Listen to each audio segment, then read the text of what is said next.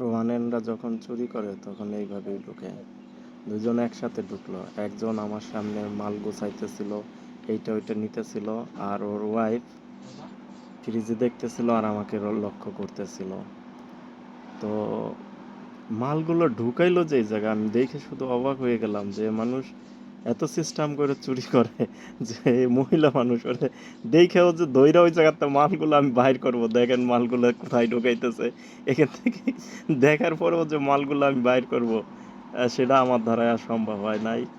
পরে ও মালগুলো এই জায়গায় ঢুকাইয়া আসছে ওর হাজব্যান্ডের কাছে। ওর হাজব্যান্ড বিভিন্ন ধরনের মাল নিয়ে রোমানিয়ান টাকা দেওয়া শুরু করতেছিল, ইউরো না দিয়ে। তো আমি বলতেছিলাম, দেখ এটা তো এই দেশে চলে না। তো ও বলতেছিল অন্য অন্য দোকানে নেয়। আমি কই, দেখ রোমানিয়ান টাকা এই দেশে চলে না, আর এটার ভ্যালিড খুবই কম।